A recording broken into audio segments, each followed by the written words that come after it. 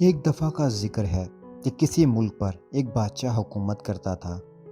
اس بادشاہ کے نظم و نسق اور نیک دلی کی وجہ سے اس کی رعایا بہت چین اور سکون سے اپنی زندگی بسر کر رہی تھی۔ اس ملک کے لوگوں کی خاص بات یہ تھی کہ وہ ہر وقت اپنے کاموں میں مصروف رہتے، جس سے ملک میں خوب ترقی رہا کرتی اور لوگ بھی آسودہ حال تھے۔ ان کا بادشاہ نہ صرف یہ کہ بہت سمجھدار اور بہادر تھا، بلکہ وہ ایک امن پسند حکمران بھی تھا، اور وہ اپنے پڑوسی ملکوں کے ساتھ مل جل کر رہتا تھا۔ بادشاہ کا ایک چھوٹا سا شہزادہ بھی تھا جس کی عمر یہی کوئی 2-2.5 سال کی تھی۔ شہزادہ بہت ہنسمکھ اور دن بھر محل میں گھٹنوں گھٹنوں چل کر خوش ہوتا تھا۔ بادشاہ نے اس کے لیے پورے محل میں دبیز اور قیمتی قالین بچھوا دیے تھے تاکہ وہ آرام سے ان پر چلے پھرے اور مٹی وغیرہ سے محفوظ رہ سکے۔ اسی بادشاہ کے پڑوس میں ایک اور ملک بھی تھا۔ اس کا موجودہ بادشاہ کسی زمانے میں اسی ملک کا وزیر تھا، مگر پھر اس نے سازش کر کے اس ملک کے بادشاہ کو قید کر دیا اور خود تخت پر قبضہ کر کے بادشاہ بن گیا۔ وہ تو اس کو قتل کر دینا چاہتا تھا، مگر ایک بات کی وجہ سے وہ مجبور ہو گیا۔ اس بادشاہ کے پاس ملک کے خزانوں کی چابیاں تھیں۔ ان چابیوں کو وہ ایک خفیہ جگہ پر چھپا کر رکھتا۔ وزیر نے بادشاہ پر بہت سختیاں کی تاکہ وہ خزانوں کی چابیاں اس کے حوالے کر دے، مگر بادشاہ سمجھ گیا تھا کہ اگر اس نے چابیاں اس کے نمک حرام وزیر کے حوالے کر دیں تو وہ اسے مروا دے گا، اس لیے وہ چپ چاپ ہر اذیت سہ لیتا تھا۔ وزیر ایک لالچی آدمی تھا اور اسے دولت جمع کرنے کا جنون کی حد تک شوق تھا۔ اسی لالچ کی وجہ سے اس نے اپنی آس پاس کی تمام چھوٹی چھوٹی ریاستوں پر فوج کی مدد سے چڑھائی کر دی اور ان پر قبضہ کر کے ان کی ساری دولت ہتھیا لی۔ ان کامیابیوں کی وجہ سے اسے یہ غرور ہو گیا تھا کہ وہ جس ملک پر بھی چاہے حملہ کر کے اس پر قبضہ کر سکتا ہے۔ ایک دن اس کے ذہن میں خیال آیا کہ اس کا پڑوسی ملک بہت خوشحال ہے، نہ صرف اس کے خزانوں میں بہت مال و دولت ہے بلکہ رعایا بھی بہت امیر ہے۔ یہ سوچ کر اس کے منہ میں پانی بھر آیا اور ایک روز اس نے اچانک رات کی تاریکی میں اپنے پڑوسی ملک پر حملہ کر دیا۔ یہ اس کی غلط فہمی ہی تھی کہ وہ آسانی سے پڑوسی ملک پر قبضہ کر لے گا۔ اس کا بادشاہ نہایت زیرک اور سمجھدار تھا۔ اس کی نظر حکومت کے ہر شعبے پر ہوتی تھی۔ اس نے فوج کو بھی پوری طرح تیار کر کے رکھا ہوا تھا۔ اس حملے کے جواب میں اس کی فوج نے بڑی جواں مردی سے اس مکار بادشاہ کا ڈٹ کر مقابلہ کیا اور نہ صرف اسے شکست دی بلکہ اس کے ملک کے ایک بہت بڑے حصے پر قبضہ بھی کر لیا۔ اس جیت کی خوشی میں ہر طرف جشن کا سا ایک سما تھا۔ بادشاہ نے جنگ کے نتیجے میں جیتے ہوئے علاقوں میں اپنے گورنر مقرر کیے اور محل واپسی کی تیاریاں شروع کر دیں۔ اسے اپنا ننھا شہزادہ بہت یاد آ رہا تھا جس کو دیکھے ہوئے بہت دن ہو گئے تھے۔ اس شکست نے اس مکار بادشاہ کو بکھلا کر رکھ دیا تھا۔ بجائے اس کے کہ وہ پڑوسی ملک پر قبضہ کرتا، اس نے اپنے ملک کا بھی ایک بڑا حصہ گنوا دیا تھا۔ وہ اپنی اس عبرت ناک شکست کا بدلہ لینے کے لیے بہت بےتاب تھا، اور پھر اس کے ذہن میں ایک شیطانی منصوبہ آ گیا۔ اس نے دیکھا کہ پڑوسی ملک کے لوگ فتح کا جشن منانے میں مصروف ہیں۔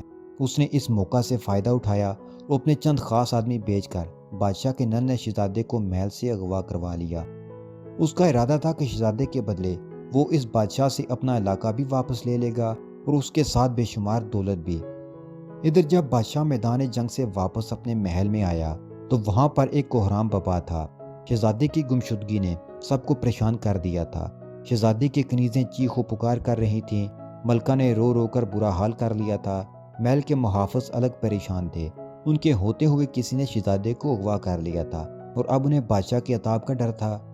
بادشاہ کو جب شہزادے کی گمشدگی کے متعلق پتہ چلا تو خود اس کا غم سے برا حال ہو گیا۔ فتح کی ساری خوشی ہوا ہو گئی اور وہ سر پکڑ کر بیٹھ گیا۔ تھوڑی دیر بعد جب اس کے کچھ ہوش ٹھکانے آئے تو اس نے اپنے وزیروں اور شہر کوتوال کو طلب کیا اور انہیں محل کے ایک حصے میں بلا کر واقعہ کی تفصیل پوچھی۔ سب نے ہی یہ کہا کہ فتح کا جشن مناتے ہوئے ان کی توجہ کچھ دیر کے لیے شہزادے کی جانب سے ہٹی تھی کہ وہ غائب ہو گیا۔ سب کا ہی یہ خیال تھا کہ اس کی گمشدگی میں محل کے کسی ملازم کا ہاتھ ہے۔ بادشاہ نے کہا، اس نمک حرام کا تو ہم پتہ چلا ہی لیں گے، لیکن اس سے پہلے شہزادے کے بارے میں معلوم کرنا زیادہ ضروری ہے۔ ابھی بادشاہ کی بات ختم ہوئی ہی تھی کہ ایک سنسناتا ہوا تیر سامنے کے درخت میں آ کر گڑ گیا۔ کوتوال نے جلدی سے آگے بڑھ کر تیر کو درخت سے نکالا۔ تیر میں ایک ریشمی تھیلی بندھی تھی اور اس میں ایک خط رکھا ہوا تھا۔ بادشاہ نے کوتوال کے ہاتھ سے خط لے کر اسے اونچی آواز میں پڑھا، تمہارا شہزادہ ہمارے قبضے میں ہے، اس کی زندگی عزیز ہے، تو فوراً جنگ کے دوران ہمارے جتنے علاقے پر تم نے قبضہ کیا ہے اسے واپس کر دو۔ اس کے ساتھ 5 لاکھ خالص سونے کی اشرفیاں بھی تاوان کے طور پر دو۔ ان دونوں شرائط کو پورا کرنے کی صورت میں شہزادے کی واپسی ممکن ہو سکتی ہے۔ اگر ہماری یہ شرائط منظور ہیں تو اپنے کسی آدمی کے ذریعے خط بھیج کر ہمیں فوراً مطلع کرو۔ اس خط پر اسی مکار بادشاہ کی مہر لگی ہوئی تھی۔ خط پڑھ کر بادشاہ کا چہرہ غصے سے سرخ ہو گیا۔ ہم اس مکار بادشاہ کو ضرور مزہ چکھائیں گے۔ فوج کو تیاری کا حکم دیا جائے۔ اس کا وزیر خاص اس کی یہ بات سن کر آگے بڑھا اور بولا، حضور بادشاہ سلامت، یہ وقت جوش کا نہیں ہوش کا ہے۔ ہمیں عقل مندی سے کام لینے کی ضرورت ہے تاکہ شہزادے کو گزند پہنچنے کا کوئی خدشہ باقی نہ رہے۔ بادشاہ نے کچھ دیر سوچنے کے بعد کہا، تم ٹھیک کہتے ہو، اب مشورہ دو کہ ہم کیا کریں۔ وزیر نے دھیرے سے کہا، ہمیں بہت محتاط رہ کر کام کرنے کی ضرورت ہے۔ مجھے یقین ہے کہ اس مکار بادشاہ نے اس محل کے کسی ملازم کو اپنے ساتھ ملا لیا ہے۔ ہمیں پہلے تو اس کا پتہ لگانا چاہیے۔ اس سے جو معلومات ہمیں ملیں گی اسی کی روشنی میں ہم اپنا اگلا قدم اٹھائیں گے۔ بادشاہ کو وزیر کی یہ تدبیر بہت پسند آئی۔ وہ واپس محل آیا، ملکہ کو تسلی دی اور سوچنے لگا کہ اب کیا کرے۔ محل کے اس بدنیت ملازم کا پتہ لگانے کے لیے اس نے کوتوال کو ہدایات دے دی تھیں۔ اس نے محل میں اپنے جاسوس پھیلا دیے تھے۔ کوتوال کا ایک 18 سال کا بیٹا بھی تھا، اس کا نام دلاور تھا۔ اسے بھی اس واقعہ کی سن گن مل گئی تھی۔ اس کو احساس تھا کہ شہزادے کی گمشدگی سے بادشاہ اور ملکہ سخت پریشان ہیں۔ اس نے دل میں ٹھانی کہ وہ ان کی مدد کرے گا۔ اس سلسلے میں اس نے اپنے باپ کوتوال سے بات کی اور اس سے اجازت طلب کی کہ وہ محل کی ان کنیزوں اور غلاموں سے ملنا چاہتا ہے جو شہزادے کی نگہداشت پر مقرر تھے۔ کوتوال کو اپنے بیٹے سے بہت سی امیدیں تھیں کیونکہ وہ پہلے بھی اس طرح کے کاموں میں اس کی مدد کر چکا تھا۔ اس نے اس کو بخوشی اجازت دے دی۔ دلاور محل آیا اور کنیزوں اور غلاموں کے نگران سے کہا کہ وہ ان تمام لوگوں کو پیش کرے جن کے ذمے شہزادے کی دیکھ بھال کرنا تھی۔ یہ کل 6 لوگ تھے، 4 کنیزیں اور 2 غلام۔ 5 تو ان میں سے دلاور کے سامنے پیش کر دیے گئے، مگر ایک کنیز جس کا نام گل آرا تھا وہ غائب تھی۔ ایک کنیز نے دلاور کو بتایا کہ شہزادہ دل آرا ہی سے سب سے زیادہ مانوس تھا، وہی اس کا خیال رکھتے تھے اور شہزادہ کھانا بھی اسی کے ہاتھوں سے کھاتا تھا۔ کنیزوں اور غلاموں کے نگران نے دلاور سے کہا، میں ابھی اپنے آدمی دل آرا کے گھر بھیجتا ہوں، وہ اسے ساتھ لے کر آ جائیں گے۔ مگر دل آرا گھر پر نہیں ملی۔ اس کے شوہر نے بتایا کہ وہ صبح گھر سے محل جانے کے لیے نکلی تھی اور اب تک واپس گھر نہیں آئی ہے۔ اس کی گمشدگی نے سب کو یہ یقین دلا دیا تھا کہ شہزادے کی گمشدگی میں اسی کا ہاتھ ہے۔ ادھر دلاور سوچ میں گم تھا۔ اب اسے اس بات کا پتہ چلانا تھا کہ دل آرا کہاں چلی گئی ہے۔ اس نے شام تک اس سلسلے میں بہت بھاگ دوڑ کی مگر کوئی نتیجہ نہ نکل سکا۔ وہ سخت مایوس ہو گیا تھا۔ کچھ دیر بعد شاہی محل سے ایک ہرکارا آیا اور کوتوال سے کہا اسے بادشاہ سلامت نے طلب فرمایا ہے۔ کوتوال نے دلاور کو بھی ساتھ لیا اور بادشاہ سلامت کی خدمت میں حاضر ہو گیا۔ دلاور نے سب سے پہلے آج پورے دن کی رودات بادشاہ کے گوش گزار کی۔ بادشاہ نے کہا، ملکہ کی حالت ہم سے دیکھی نہیں جاتی۔ ننھے شہزادے کی جدائی میں انہوں نے رو رو کر برا حال کر لیا ہے۔ ہمارا فیصلہ ہے کہ ہم تمام علاقہ واپس کر کے اور 5 لاکھ اشرفیاں ادا کر کے اپنے شہزادے کو اس مکار بادشاہ سے آزاد کروا لیں۔ اس سلسلے میں ہم نے ایک خط بھی لکھ کر اس پر اپنی شاہی مہر ثبت کر دی ہے۔ اب تم کسی ایسے بااعتماد آدمی کا بندوبست کرو جو اسے وہاں تک پہنچا کر ہمارا شہزادہ ہمیں واپس لا دے۔ کوتوال نے کہا، بادشاہ سلامت، یہ کام بہت اہم ہے۔ اجازت ہو تو میں دلاور کو یہ کام سونپ دوں۔ مجھے امید ہے کہ وہ اس کو بہتر طریقے سے سر انجام دے گا۔ ہمیں کوئی اعتراض نہیں ہے۔ اگر اس کام کے پیچھے دل آرا کا ہاتھ ہوا تو ہم اسے سخت سزا دیں گے۔ غداروں کے لیے ہمارے دل میں کوئی نرم گوشہ نہیں ہے۔ بادشاہ نے غصے سے کہا اور اٹھ گیا۔ رات ہونے والی تھی مگر چونکہ معاملہ بہت اہم تھا اس لیے دلاور بادشاہ کا خط لے کر سفر پر نکل کھڑا ہوا۔ وہ اپنے گھوڑے کو سر پر دلاتا ہوا تیزی سے فاصلہ طے کر رہا تھا۔ ندی نالے اور پہاڑوں کو عبور کرتا ہوا وہ آدھی رات کے وقت پڑوسی ملک کی حدود میں داخل ہو گیا۔ مسلسل سفر کی وجہ سے اس کا گھوڑا تھکا تھکا سا نظر آنے لگا تھا۔ ایک جگہ اسے جنگل نظر آیا، وہاں پر ایک ندی بھی تھی۔ اس نے مناسب سمجھا کہ یہاں بیٹھ کر کچھ دیر خود بھی سستا لے اور گھوڑے کو بھی آرام کرنے دے۔ یہ سوچ کر وہ گھوڑا روک کر اس پر سے اتر گیا اور اسے پانی پینے اور گھاس چرنے کے لیے کھلا چھوڑ دیا۔ دلاور کو بھوک بھی لگ رہی تھی۔ اس نے تھیلے میں سے کچھ پھل نکالے اور انہیں کھاتے ہوئے جنگل میں آگے کی طرف نکل گیا۔ अभी वो कुछ दूर ही चला था कि उसे आगे रोशनी सी नजर आई। उसके जहन में फौरन ख्याल आया कि हो ना हो ये लोग डाकू हैं। वो झाड़ियों की ओर लेकर कुछ और आगे बढ़ा। उसने देखा वहां आग के अलाव रोशन है और उस मुल्क के मकार बादशाह के कुछ सिपाही आपस में बातों में मसरूफ हैं। एक सिपाही कह रहा था, जल्दी करो, हमारे पहरे देने का वक्त शुरू हो गया है। हमने अगर मजीद देर की तो वहां पर पहरा देने वाले साथी नाराज होंगे। उसकी बात सुनकर सब जल्दी जल्दी उठने की तैयारी करने लगे और थोड़ी देर बाद वो सब वहां से रवाना हो गए। दिलावर हैरान था कि वो शाही सिपाही किस जगह पहरे देने की बात कर रहे थे।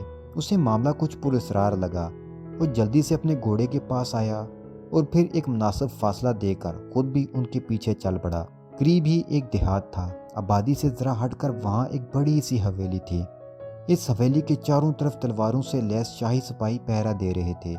दिलावर ने खुद को और घोड़े को कद आदम झाड़ियों के दरमियान छुपा लिया था और कान लगाकर उनकी गुफ्तगू सुनने लगा। तुम लोगों ने आने में बहुत देर कर दी है, पहरा देने वाले एक सिपाही ने मुंह बिगाड़ कर कहा। हम लोग खाना खाने लगे थे इसलिए देर हो गई। जाने हमारी यहाँ से कब जान छूटेगी। नए आने वाले सिपाहियों में से एक ने कहा। हमारे जासूस ने बताया है कि पड़ोसी मुल्क के बादशाह हमारे बादशाह की शराइत मानने पर राजी हो गया है। शहजादे को जल्द ही वापस कर दिया जाएगा। शहजादा रोता बहुत है। अगर वो कनीज साथ न आती तो समझो मुसीबत ही आ जाती। छोटे बच्चे अगर रोने लगें तो उन्हें चुप करवाना बड़ा मुश्किल काम होता है। दिलावर ने जो उनकी ये गुफ्तगू सुनी तो उसका दिल जोर जोर से धड़कने लगा। उसे पता चल गया था कि शहजादे को इस हवेली में कैद किया गया है। वो खामोशी से अपनी जगह से निकला। उसने दूर एक पहाड़ी के टीले पर एक बड़े पत्थर से घोड़े की रस्सी बांधी और दोबारा हवेली की तरफ चल दिया। हवेली के आसपास बहुत सारी झाड़ियाँ थीं। रात होने की वजह से तारीकी भी बहुत थी। ऊपर से आसमान को भी काले काले बादलों ने घेर रखा था, जिससे तारीकी में मजीद इजाफा हो गया था। इसलिए उसे देख लिए जाने का खदशा भी नहीं था। वो एक घनी झाड़ी के पीछे बैठकर हवेली का जायजा लेने लगा। उसे किसी ऐसे रास्ते की तलाश थी जिसके ज़रिए वो अंदर दाखिल हो सके। उसे कोई ऐसा रास्ता तो नज़र नहीं आया, मगर हवेली में दाखिल होने वाले बड़े दरवाजे के नीचे इतनी खला ज़रूर नज़र आई कि एक आदमी ज़मीन पर लेट कर और लड़क कर अंदर दाखिल हो सकता था। मगर मुश्किल ये थी कि इस दरवाजे पर एक सिपाही हाथ में चमकदार तलवार लिए पहरा दे रहा था। दिलावर सोच में पड़ गया। फिर उसकी ये मुश्किल भी हल हो गई। यकायक बादल ज़ोर से गड़गड़ाए और मोटी मोटी बूंदें गिरने लगीं। थोड़ी ही देर में बारिश तेज़ हो गई। बारिश के पानी से बचने के लिए तमाम सिपाही हवेली के बराबर में एक घने दरख्त के नीचे जा खड़े हुए। दिलावर के लिए अब रास्ता साफ था।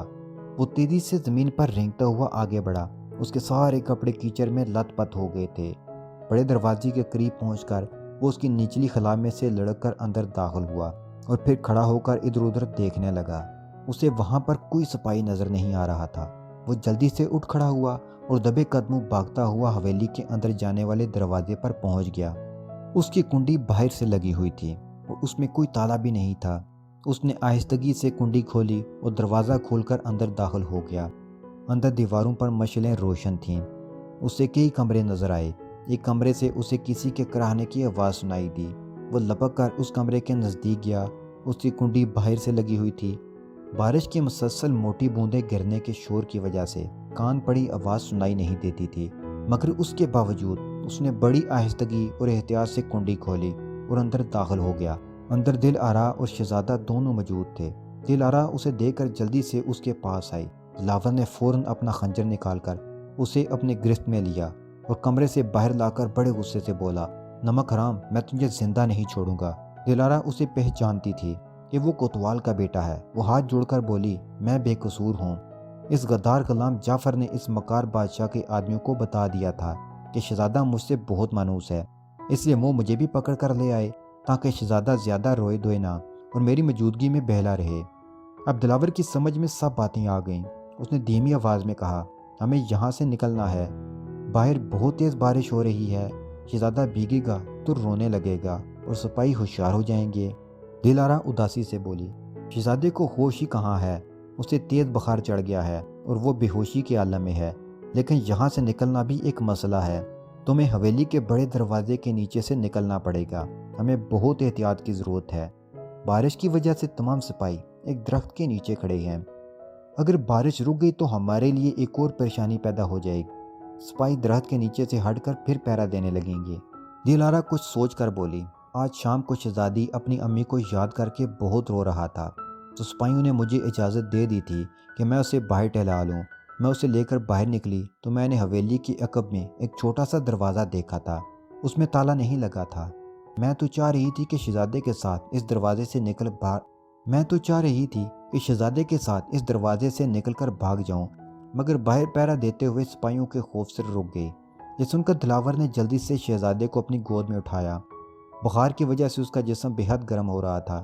دلارا اسے اپنے ساتھ اس چھوٹے دروازے تک لائی اور پھر وہ تینوں بڑی آسانی سے حویلی سے باہر آ گئے۔ دلاور نے شہزادے کو دلارا کے حوالے کیا اور دوڑ کر اپنا گھوڑا وہاں سے لے آیا۔ بارش میں شدت پیدا ہو گئی تھی۔ دلارا نے شہزادے کو اپنی اوڑھنی سے ڈھانپ لیا تھا، جس سے وہ بھیگنے سے محفوظ ہو گیا تھا۔ وہ تینوں گھوڑے پر سوار ہوئے اور پھر دلاور نے اسے تیز رفتاری سے بھگانا شروع کر دیا۔ اس کا وفادار گھوڑا بھی سمجھ گیا تھا کہ اس کا مالک کسی مصیبت میں گرفتار ہے، اس لیے وہ سر پڑ دوڑ رہا تھا۔ صبح سے پہلے دلاور اپنے گھر پہنچ گیا۔ کوتوال نے انہیں اور شہزادے کو دیکھا تو حیران رہ گیا۔ اس نے دلاور کو اپنے گلے سے لگا لیا۔ پھر دلاور نے کہا، ابا جان، اس بات کو ابھی ہمیں بہت خفیہ رکھنا ہے کہ شہزادہ صاحب مل گئے ہیں۔ سب سے پہلے آپ اس نمک حرام غلام جعفر کو گرفتار کروائیں، اس کے بعد ہم شہزادے کو لے کر بادشاہ سلامت کے پاس چلیں گے۔ کوتوال نے اسی وقت غلام جعفر کو گرفتار کروا دیا اور اسے زنجیروں میں جکڑ کر جیل میں بند کر دیا۔ پھر وہ دلاور اور دلارا کے ساتھ شہزادے کو لے کر محل پہنچا۔ بادشاہ اور ملکہ رات بھر بالکل نہیں سوئے تھے۔ انہیں رہ کر اپنا ننھا شہزادہ یاد آ رہا تھا۔ شہزادے کو دیکھ کر دونوں کو اپنی آنکھوں پر یقین نہیں آیا۔ ملکہ نے تو شہزادے کو سینے سے لگا کر جو رونا شروع کیا تو شہزادے کی بھی آنکھیں کھل گئیں۔ ماں کو دیکھا تو اس کے ہونٹوں پر مسکراہٹ آ گئی۔ اس نے ماں کے گلے میں باہیں ڈالیں اور بہار کی شدت سے دوبارہ بے ہوش ہو گیا۔ بادشاہ نے فوراً شاہی طبیبوں کو بلایا اور انہیں شہزادے کی دیکھ بھال کی ہدایت کی۔ پھر وہ کوتوال کو لے کر اپنے دربار میں آیا۔ وہاں پہنچ کر اس نے سپاہی بھیج کر فوج کے سپہ سالار کو طلب کیا۔ سپہ سالار آ گیا تو بادشاہ نے اسے حکم دیا کہ وہ اسی وقت اپنی فوج لے کر اس مکار بادشاہ کے ملک کی طرف پیش قدمی کرے اور اسے ہر حال میں گرفتار کر کے اس کے سامنے پیش کرے۔ سپہ سالار اسی وقت اپنی فوج کو لے کر اس مہم پر روانہ ہو گیا۔ اب بادشاہ دلاور کی طرف متوجہ ہوا، اس کو گلے سے لگایا اور رندی ہوئی آواز میں بولا، تمہارا یہ احسان ہم پر ایک قرض ہے، ہم ہمیشہ تمہارے مقروض رہیں گے۔ ملکہ بھی دلاور کو تحسینہ میں نظروں سے دیکھ رہی تھی۔ دلاور نے ہاتھ باندھ کر بادشاہ سے کہا، جہاں پناہ، یہ سن کر مجھے بے حد شرمندگی ہو رہی ہے۔ یہ میرا فرض تھا۔ میں بھی اس ملک کا ایک ادنا سا سپاہی ہوں۔ خدا کا شکر ہے کہ میں اپنے مقصد میں کامیاب ہوا۔ پھر اس نے اس واقعہ کی تفصیل بتاتے ہوئے کہا، ان لوگوں نے محل کے ایک غلام جعفر کو دولت کے بل پر خرید لیا تھا۔ اب وہ غلام جیل میں ہے۔ اس نے شہزادے کے اغوا میں ان کی مدد کی تھی۔ دلارا کو وہ اپنے ساتھ اس لیے لے گئے تھے کہ اس غدار غلام نے انہیں یہ بتا دیا تھا کہ شہزادے صاحب اس کنیز سے بہت مانوس ہیں اور اس کے ساتھ بہت خوش رہتے ہیں، اس لیے وہ دلارا کو بھی زبردستی اغوا کر کے اپنے ساتھ لے گئے تھے تاکہ شہزادے صاحب انہیں زیادہ تنگ نہ کریں۔ ایک بات سمجھ میں نہیں آئی، مکار بادشاہ نے شہزادے کو اپنے محل میں کیوں نہیں رکھا؟ اتنی دور ایک دیہات کی حویلی میں رکھنے کی کیا ضرورت تھی؟ اس بادشاہ کو یہ ڈر ہوگا کہ اگر شہزادے کو اپنے محل میں رکھا تو آپ فوج کشی کر کے اسے آزاد کروا لیں گے۔ شہزادے صاحب کو حویلی میں رکھنے کی وجہ اس کا یہی خوف ہو سکتا ہے۔ 2 روز بعد بادشاہ کا بہادر سپہ سالار اس مکار بادشاہ کو گرفتار کر کے لے آیا۔ اس کے چہرے پر ہوائیاں اڑ رہی تھیں اور آنکھوں سے آنسو بہہ رہے تھے۔ اس کی حالت دیکھ کر بادشاہ نے کہا، بہت شرم کی بات ہے کہ جنگ جیتنے کے لیے بچوں کو ڈال بنایا جائے۔ تم ایک وزیر تھے، تم نے اپنے بادشاہ سے غداری کر کے اسے قید کر دیا۔ ہم اس بے قصور بادشاہ کو رہائی دلا کر دوبارہ سے بادشاہ بنائیں گے اور جنگ میں حاصل کیا ہوا سارا علاقہ بھی اسے واپس کر دیں گے۔ ہم نے یہ فیصلہ بھی کیا ہے کہ تمہیں اس کے حوالے کر دیں گے، وہ تمہارے ساتھ جو سلوک بھی کرے اس کی مرضی۔ اس بے ایمان اور مکار وزیر نے جب بادشاہ کی یہ بات سنی تو غش کھا کر گر پڑا اور سپاہی اسے اٹھا کر لے گئے۔ بادشاہ نے دلاور کو بہت سا انعام و اکرام دیا اور آئندہ محل کی حفاظت کے لیے اس کو نگران مقرر کر دیا۔ دلاور کے ماں باپ اس کی عقل مندی اور بہادری سے بہت خوش تھے، جس کے نتیجے میں وہ ایک بڑے منصب پر فائز ہو گیا تھا۔